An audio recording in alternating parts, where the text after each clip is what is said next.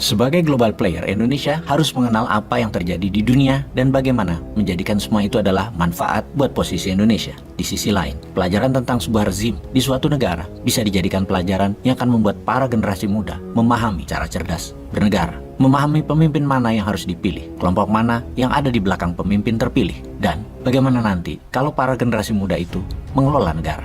Pengurangan hukuman koruptor yang dilakukan dalam KUHP adalah karya era siapa? Misalnya, anak cucu kita bertanya, era pemerintahan siapa menghasilkan manusia seperti Sambo? Di era siapa hutang naik 5.000 triliun namun masih dianggap wajar dan dielu-elukan?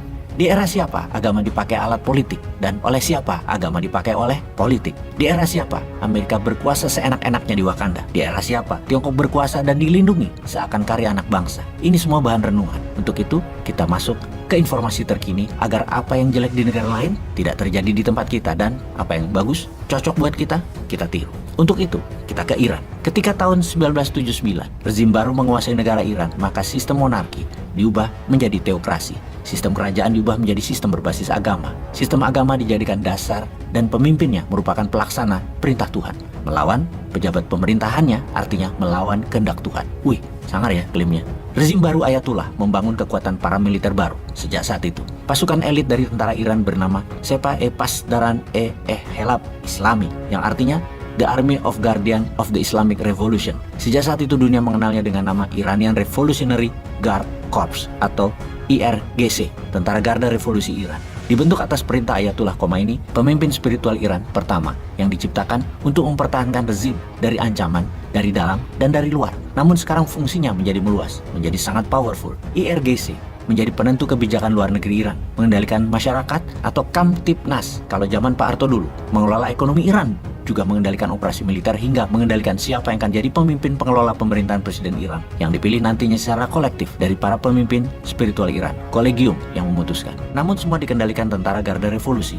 IGRC adalah rezim di dalam rezim, atau dalam bahasa dunia shadow, itu yang dinamakan Deep State. Kita potong sebentar. Kalau di Wakanda, nggak ada kan yang namanya Deep State? Aman lah kita, bener aman. Nggak ada yang namanya Deep State. Oke, kita lanjut. Untuk memahami Iran, fahami Tentara Garda Revolusi. Garda Revolusi Iran bisa dikatakan pasukan militer terkuat di Asia Barat. Kita mulai dengan data keberanian mereka menantang hegemoni Amerika, di mana di tanggal 6 Desember kemarin 2022 tahun ini, kapal perang Amerika di Selat Hormuz diganggu Garda Revolusi. Kemudian di tanggal 8 Desember kemarin, senjata berat dikirim ke Hizbullah di Beirut yang digunakan untuk menyerang Israel dalam jumlah yang sangat besar. Kita mundur ke bulan November, pemerintah Kanada memasukkan kategori IGRC adalah organisasi teroris, di mana sebelumnya sebuah drone dari IGRC military base menyerang kapal tanker milik negara Liberia yang dilindungi oleh armada kelima Amerika. Negara Barat mengenal IGRC sebagai teroris yang menyerang banyak negara, termasuk serangan cyber dan spionase di negara Barat. Selain negara Barat, dua negara tetangga Iran, Saudi Arabia dan Bahrain, adalah melabel IGRC sebagai organisasi teroris. Pertanyaannya, untuk informasi,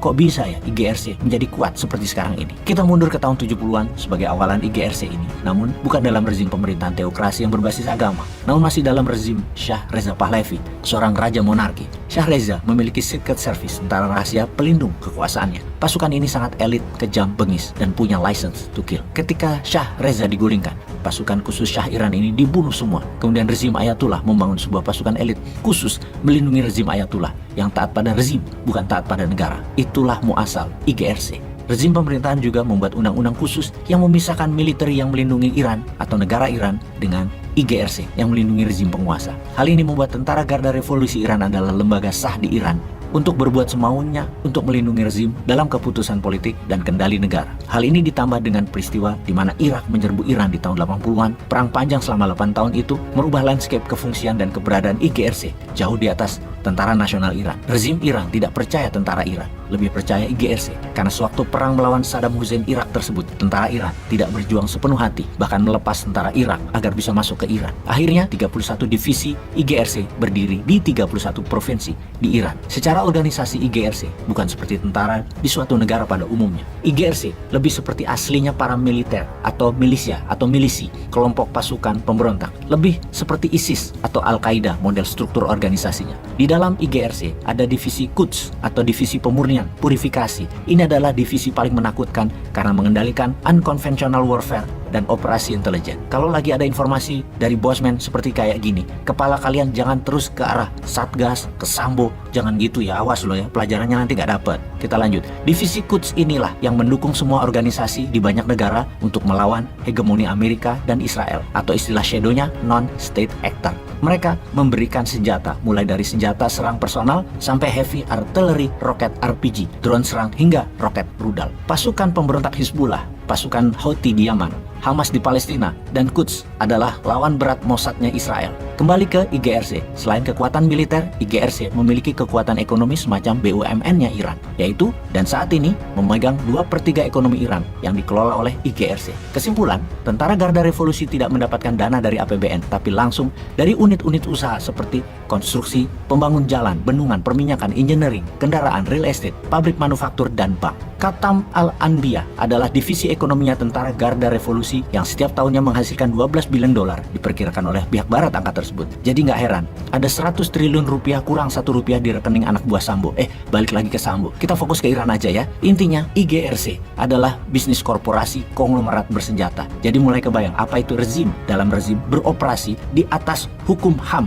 Yang penting terus berkuasa. Semoga manfaat.